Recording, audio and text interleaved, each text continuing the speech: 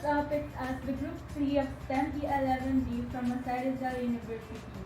Our group consists of 10 members, namely Princess Kyla Giduquio, Maria Concepcion Gonzales, Aaron Miguel Ilagan, Erhecca Jimenez, John Denver Isidro, Thomas Michael Husi, John Lique, Merced, Lolor, Rexur, Maglangit, and me, Cristine, Mangaoil. Today we're going to tackle about citric acid cycle.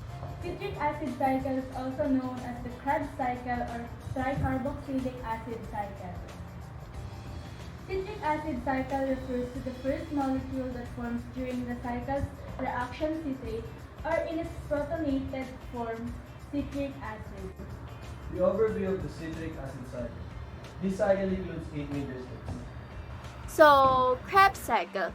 Krebs cycle is also known citric acid cycle. In Krebs cycle, there are 8 steps on it, and I will discuss the first and the second steps on Krebs cycle. So, the first step is condensation, which is when the acetyl group combine with the 4 carbon molecules, so they will called oxaloacetate, and oxaloacetate releasing CoA group and forming 6 carbon molecules, so they called a citrate. In the second step, which is isomerization, citrate is converted into isomer and isocitrate. This is actually a 2-step process, involving the first the removal and then the addition of water molecules, which is why the Krebs cycle is sometimes described having 9 steps. Step 3. In the third step, isocitrate is oxidized and releases a molecule of carbon dioxide, leaving behind a 5 carbon molecule. A ketoglutarate. During this step, NAD plus is reduced to form NADH, the enzyme catalyzing this step. Isocitrate dehydrogenase is important in regulating the speed of the citric acid cycle. Step 4. The fourth step is similar to the third step. In this case, it's a ketoglutarate that's oxidized, reducing NAD plus to NADH and releasing a molecule of carbon dioxide in the process. The remaining 4 carbon molecules picks up coenzyme, forming the unstable compound succinyl CoA, the enzyme catalyzing this step. Ketoglutarate dehydrogenase is also important in regulation of the citric acid cycle. Step 5.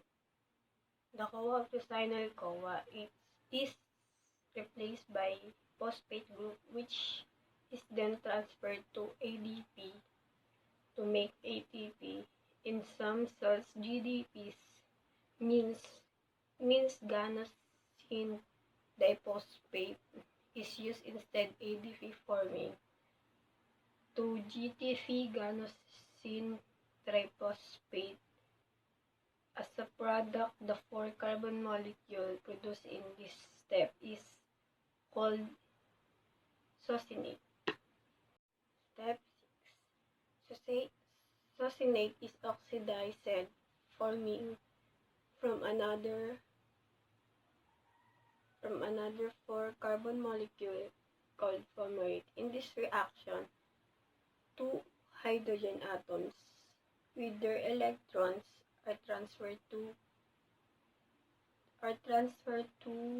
FAD to producing FADH2. The enzyme that carries out this step is embedded in the inner membrane of the mitochondrion, so FADH2 can transfer its electron directly into this electron transport chain. Water is added to the 4-carbon molecule fumarate, converting it into another 4-carbon molecule called malase. Step 8. The last step of the citric acid cycle, oxaloacetate, the starting 4-carbon compound is regenerated by oxidation of alate. Another molecule of NAD+ is reduced to NADH in the process. So the question is, where's the ATP? You may be thinking that the ATP output of the citric acid cycle seems pretty unimpressive. All that work for just one or GTP. It's true that the citric acid cycle doesn't produce much ATP directly. However, it can make a lot of ATP indirectly by way of the NADH and FADH2 generates.